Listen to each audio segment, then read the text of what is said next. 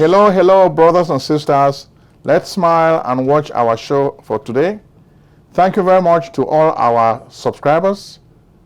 Without you, we'll not really have a show. We need more people to subscribe. If you are viewing the show for the first time today, my name is Prince Ojong, your host. Most of you are watching the show, but we need you to subscribe.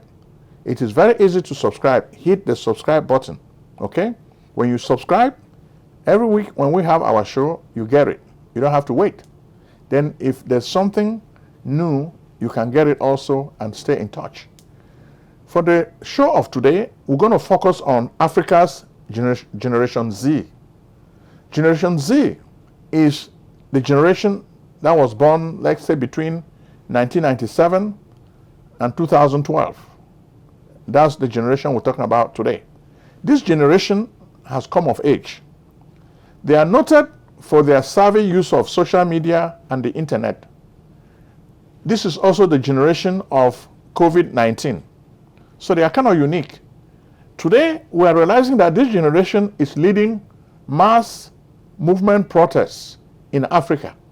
So we want to talk about this generation. Some of you have been feeling frustrated, angry. Can we ever change Africa? Some of you have been losing hope. But from the comments I've been receiving from members of Generation Z, I'm kind of happy. I feel good. So it's not lost. So even if people of my generation feel Africa is a lost case, Generation Z is doing something to bring about change. Generation Z is revolting against our corrupt leaders who believe in bribery. Generation Z is listening to our message, and they are taking the revolution to the dictators, the dinosaur dictators of Africa. So change is coming to Africa. Whether these dinosaur dictators like it or not, change is coming. They are sitting tight on power, but the Generation Z is dislodging them from the seat of power. They are falling like dominoes, one after another. And you're going to see. We'll take you now to La République du Cameroon, where we're going to begin our show of today. For over 43 years, Paul Biya has ruled that banana republic, a country owned by France. Cameroon is a banana republic in the sense that it is owned by France. It's a French plantation. You may think that Cameroon got its independence from France in 1960, but that's not true. When you look at what is happening, Cameroon is still a banana republic. It's still a French plantation. Cameroon is not free. What Cameroon received was flag independence. Since the 1960s, Cameroon has only had 2 presidents. Why? Because France controls that country. France controls the economy, France controls the society, and France controls the politics. So France decides who is president. And most of the presidents of La République du Cameroon are predatory presidents. They're imperial presidents. They rule by decree. Even if the guy is a lunatic, whatever he says goes. Whatever he feels goes. Every morning, the president wakes up, he gets instructions from Paris, Champs-Élysées. They tell him what to do. They tell him, vous n'êtes pas le président, vous êtes le gouverneur de la France outre-mer. They tell them, you are not presidents, okay? You are presidents in name only. Actually, you are French governors, so you have to focus on French interests. If you do not work for French interests, we will overthrow you. But if you work for French interests, you stay in power like Paul Biya. And Paul Biya once made a statement, je suis le meilleur élève de François Mitterrand, le président de la France. I'm François Mitterrand's best student. So I'm a puppet. I'm selling my country. He has been doing this for over 43 years. Every time there's election, the election is just a charade. The people know the results already in advance. On the 12th of October, another sham election has been organized. It's going to take place. But this time, the people are tired of Biya stealing their victory from them. They don't want to let Biya steal their victory. So they are willing now to fight for their victory. When Paul Biya disqualified Maurice Kamto as an opposition candidate, he thought he has made a way for him to walk to another 8th term as president easily. Unfortunately for him, as they say, man proposes, God disposes. Little did Paul Biya know Issa Chiroma Bakari is going to emerge. Of course, you guys know Issa Chiroma Bakari has been a minister in Biya's government.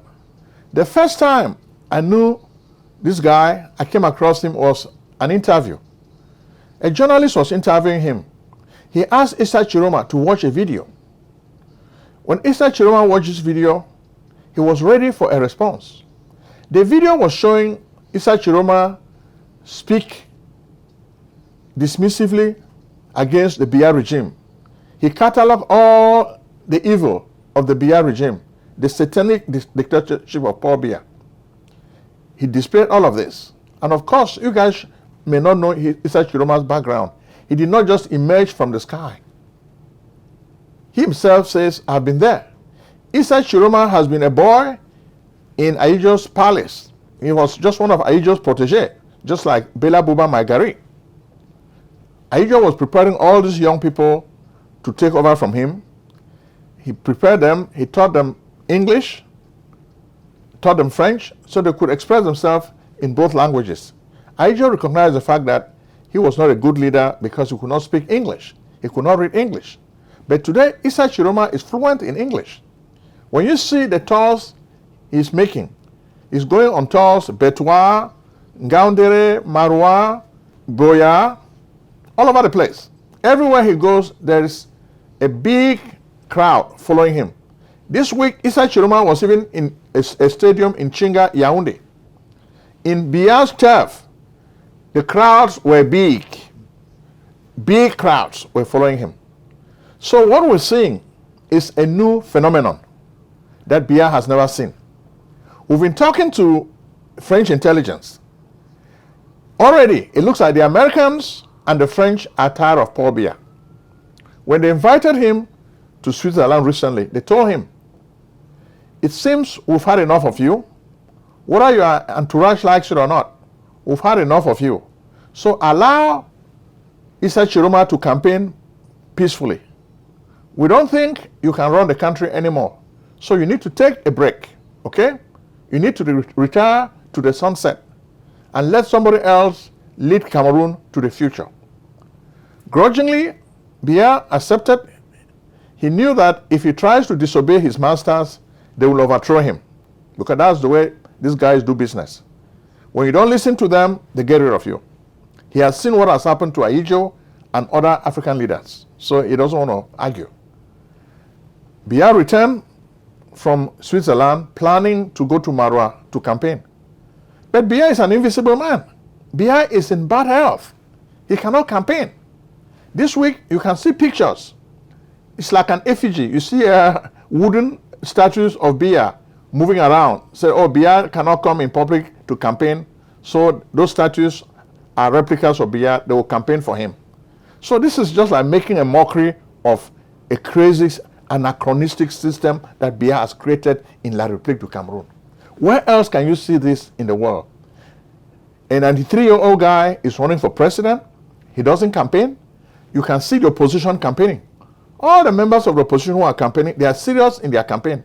But Biya is nowhere to be found. Biya is an invisible man. You remember Griffin, the invisible man? Then, of course, Ellison also wrote a book, a novel titled The Invisible Man. That's Biya. He's a man that cannot be seen. You only see his actions. He acts through a lot of cronies.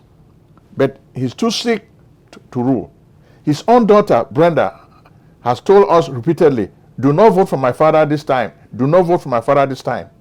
You know my father is going to steal the victory of other candidates every time there's elections in Cameroon. Of course, Issa Chiroma knows that. And Issa Chiroma has promised his followers that, listen, I know the system. I'm a creature of the system. They cannot do what they did to Kamto to me because I'm an insider. I've been Minister of Communication. I've been Minister of Transport. So I know the system. Biya cannot play the games that he played with Maurice Kamto and Nick John Frundi with me. I have to protect my victory. So already, a lot of members of the diaspora are casting their vote for Issa Chiroma. And they are making it possible for Issa Chiroma to fight and protect his victory. They are using technology because they suspect the normal playbook of the Biya regime. When October 12 comes, they're going to cut off the internet so they don't make things in such a way that the people are in the dark. They cannot count the votes. Then Biya will use the Constitutional Council, Clement Atangana, to proclaim fake results. Oh, Biya a gagné les élections. It's not going to happen this time because right in the various offices where they are voting, the young people, Generation Z, will have their cell phones, their smartphones counting the votes. So Biya will not have that opportunity to steal the votes again. And this is the sad thing. A lot of things are against Biya this time. A lot of forces are just rallying against Paul Biya. He has stolen for so long. This time, they said, many days for the thief, one day for the master. So the thief, Paul Biya, will not have the opportunity to steal again because they are making things difficult for him. So you can see the way Issa Chiroma is received wherever he went. Issa Chiroma is just an instrument. The people have had enough. Paul Biya Pharaoh, let my people go. That's the message of God. God has finally decided that the Cameroonian people have suffered enough. God has sent a leader to break them, to set them free. That's what is happening. And of course, some of the pronouncements Issa Chiroma is making are very satisfactory. Everywhere he goes, he says what the people want to hear. But one point he made that the people did not like much is when he asked them to read the national anthem. The people in Bamenda said, no, not right now. We don't want to hear this national anthem of La République. Because he's already saying we have to change the form of state. And that's been the major argument Biya has been making. We cannot change the form of state. After over 8 years of Ambazonian resistance, candidates are saying now we will change the form of state. So this is a slap in the face of the Biya gang. It's very, very sad. And we can see this happening. Of course, October 1st, 2025, we'll have so many videos of Ambazonians celebrating their independence. Right here in Washington, D.C., Union Station, the Southern Cameroonians are demonstrating their rights as free people. They are the #1 citizens of Southern Cameroon. They deserve freedom. They deserve their country back. Dictatorship through Congo and Atanganji and John Gute. It is very important for you to remember that. Eventually, when justice, as Martin Luther King says, the arc of the universe turns slowly, but it turns towards justice. When we shall get justice and establish our country, we shall make them pay retribution for all the crimes that they have committed. It is very important that you should remember that January 1st was their Independence Day, and October 1st, 1961 is our Independence Day. Our people have been celebrating. I want to commend the courage of our people. They are not giving up this struggle any day. No oppressor has ever won a determined people. America did not win in Vietnam. America did not win in Iraq. The French cannot win us in Southern Cameroon. Southern Cameroon, oh yeah! Southern Cameroon, oh yeah! So those who have been saying that, oh, the Ambazonian revolution is a failure, it's a mistake. When we started our show, the very first video we made, we talked about the Ambazonian crisis. We enumerated the causes, and we also provided answers. And we asked you also to provide answers. So far, when we listen to the candidates speak today, it looks like they are taking a page from our playbook. It's like we wrote everything for them. So we're not gloating. We're just happy that we've worked on something and it has come to fruition. So this time, those who think that Biya will steal the results have to think again, because the world is watching. Over are the dark days. Today, we are living in the modern era. No more dark days, okay? We've had the Renaissance. Cameroonians have come of age. They are opening their eyes. They will not allow poor Biya to steal their victory again, which is why you see the Ambazonians celebrating. Issa Chiroma went to Boya. Big crowds, because his message is resonating. And you can see the Ambazonians celebrating their holiday. Even in Washington, D.C., we have a lot of videos and pictures of Ambazonians celebrating October 1st to mark their independence. Okay? To mark their independence. So all the candidates now, so even Issa Chiroma is open to changing the form of state. There's going to be a debate. First, he recognizes the Anglophone problem. Then he's going to do something to solve the problem in the first 100 days. That's what's going to happen. Then, of course, bribery and corruption, which is a major malaise in Biya's government, is going to deal with that. Justice, the rule of law, which is another problem in Biya's kangaroo courts, Issa Chiroma is going to address it. So, Issa Chiroma is saying that I will just be there for a short while and I will leave. I will prepare the way. I'm just like John the Baptist. I will prepare the way for the Messiah. So people are already thinking that Issa Chiroma is a Messiah who has come. He's saying, no, I'm just there to prepare the way so that the Messiah can come. God has just sent me.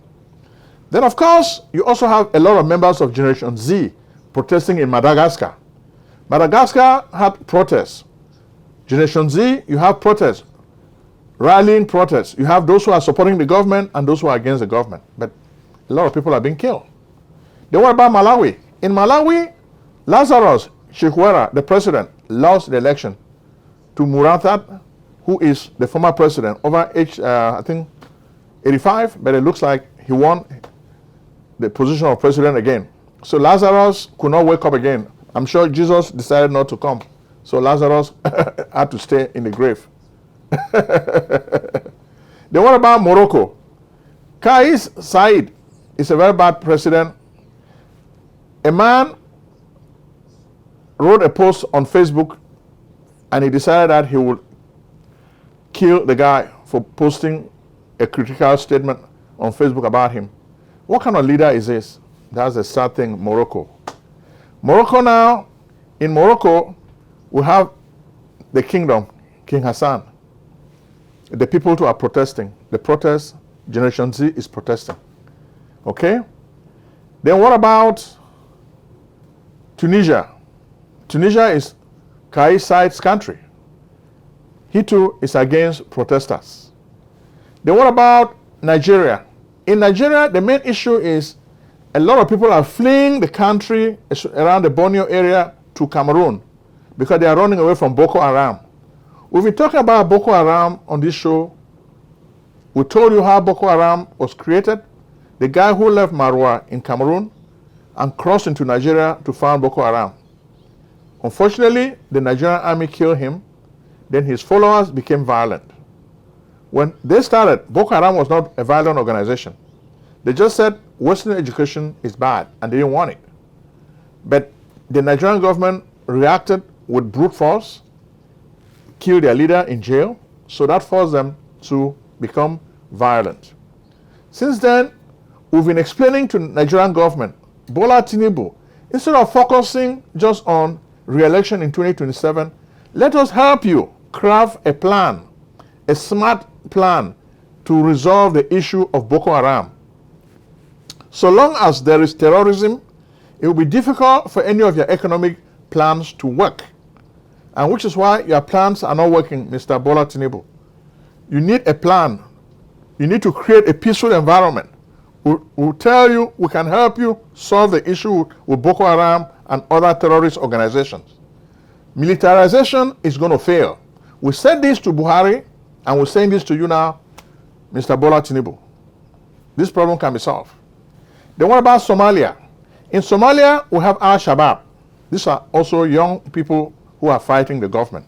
And this has been going on since 2007. They have been fighting the government. But even before that, Somalia as a state had failed since the days of Siad Barre. Somalia has not had a functioning government, a government that is functioning properly. So they have always had terrorists and problems happening every day. Then what about South Africa? In South Africa, the major story is the stance of the South African government against apartheid and against what Israel is doing to the Palestinians. So it looks like the South African citizens want Cyril Ramaphosa to close the Israeli embassy in South Africa in Pretoria. Because of what Israel is doing to Palestinians, the citizens of South Africa want the embassy of Israel to be closed. What do you think? We wrote last time in one of our videos, we titled it, The Israeli-Palestinian Conflict. Who is wrong, who is right? We are waiting for you to comment. We don't want to put ideas in anybody's mouth. You tell us, what do you think of this conflict? Who is wrong? Do you think Israel is wrong? Or do you think the Palestinians are wrong? What do you think? We are asking you to express yourself. Tell us what you think. So this is the day of revolution. This show is a tribute to Generation Z. Generation Z is the young people born between 1997 and 2012. If you belong to this generation, we say we salute you, all hail. You guys are the new generation. You are the ones who are going to redeem Africa. We've been talking about Afrocentricity. The need to change Africa. It's not happening. A lot of people have given up hope. But thanks to you, Generation Z, our message of change is resonating. And we're happy. So let it keep going through the minds of a lot of people. Let us change Africa. We want to have one parliament. We want to have one currency. We want to have one passport. And we have a blueprint to make all of these things happen, to make Africa become a superstar. There are a lot of books on Amazon that discuss the African condition. But we're going to help you. We're going to create some debates. We're going to create some webinars where we can discuss the future of Africa, the Africa we want. How are we going to create it? That's the question. Tell us. Bye-bye.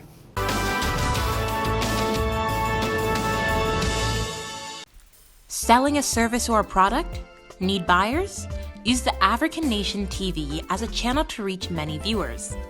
Act now and call Prince Ojong at 240-350-1131. That's 240-350-1131. Act today.